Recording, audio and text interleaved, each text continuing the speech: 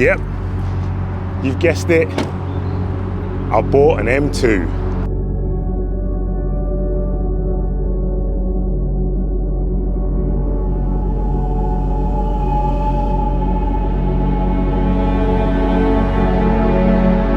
Have I made the right choice? Does the M2 make for a good daily to replace the Golf? And why did I choose BMW over Volkswagen?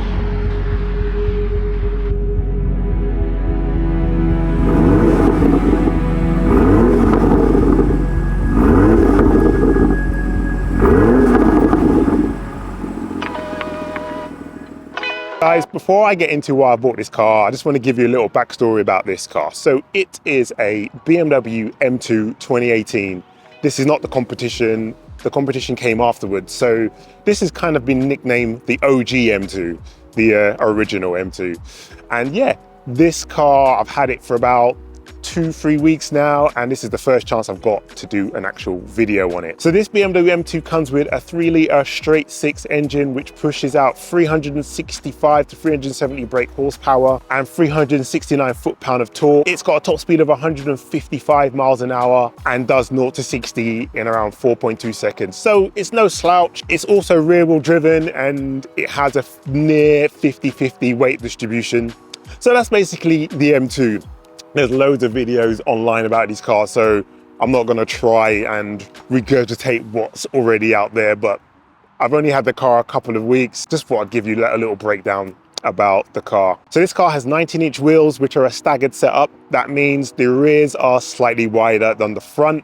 So the car weighs around 1,570 kilos, which translates to 3,460 pounds. Yeah, so that's basically it for the stats on this car.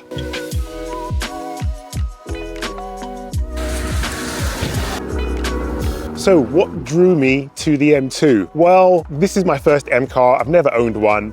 So I figured, why don't I try an M car? You do have to have slight nerves of steel if you ever decide to drive this car with traction on. I kind of felt that I haven't really had enough experience driving a rear-wheel drive car. Most of the cars I have driven have been four-wheel drive. The Golf R is four-wheel drive, the 911 C4S is four-wheel drive. So I thought it'd be nice to experience something where the back's a little bit more playful. So this car comes with a DCT transmission, which is similar to the Golf's DSG. So it's a dual clutch style transmission, and it's absolutely amazing. Now, did I ever consider a manual? No way, I'm sorry, man. I think I'm too old to be playing around with manuals. And I know manuals are more engaging for the driving experience, but I'm an old guy, man. I just want to sit and chill and let the gears decide what gear they want to be in. Also, I love the paddles. I like the feel of the paddles. It also reminds me of my PlayStation. The DCT gearbox is amazing. Not really bothered that it's not a manual. So after years of driving a Volkswagen, I felt it would be nice to experience another brand, and I think BMW is a great option. The thing about Audis is Audis are Volkswagens, really. There's just a more prestigious badge, so I'd be getting more or less the same thing, where with BMW, you get a different driving experience. And that's something that I thought would be nice to experience.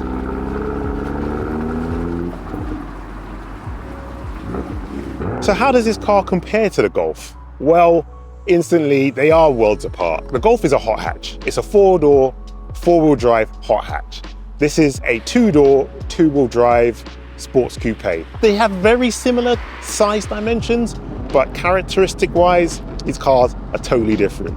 And they provide different driving experiences anyway. I felt that maybe it was time to change and switch over and try a BMW. Standard exhaust sounds pretty slick.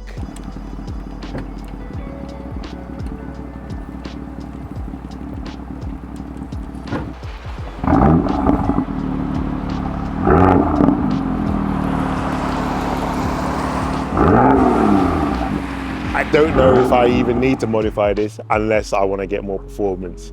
Which brings me on to performance. I don't feel like this car needs any more power, personally. 370 brake, what more do you need? Especially out of the rear. And in the UK with these slippery roads, I think maybe you could just be asking for trouble.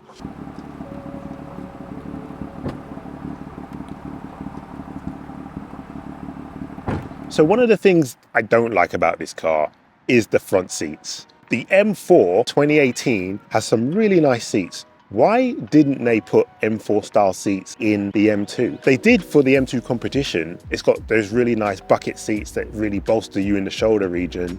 Don't get me wrong, these seats are comfortable, but they don't really provide great support like the M4 or the M2 seats, the M2 competition. But yeah, that's probably one of the only things I don't really like about this. Also, it doesn't come with Apple CarPlay, so that's definitely something I will install on the car when I get the chance. So this car has 4 different tires on it, guys. This side is a Michelin Super Sport. This one is Advan Winter. This side has Pirelli P0s. And this corner has a tire called Hyder. I've never even heard of Hyder. Also, this car has a couple of battle scars. It looks like they hit a post or some car has bruised it, so I need to sort that out. And as you can see, the car does need a clean. It's looking a bit rough. So what's my plans with this car? Well, it's my new daily, so I'm gonna enjoy this car every day. One of the reasons why I did buy this car is to do road trips, and I would love to drive to the south of France, Switzerland, Austria, the Autobahns of Germany, the Pyrenees. I think this will be a great car to do those kind of adventures in. So I definitely will be doing that in this car. With regards to modifications, I personally feel like I don't need to modify this in terms of performance-wise. I'm still getting used to the performance of this and I'm quite happy with it.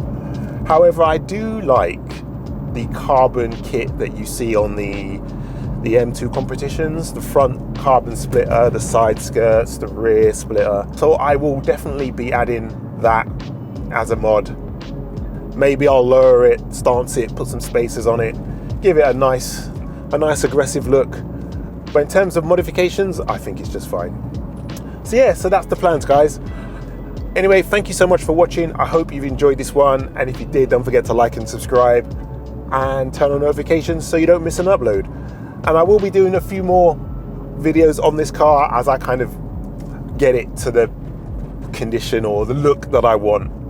So yeah, thank you for watching. I will catch you in the next video. Until then, take care. Peace.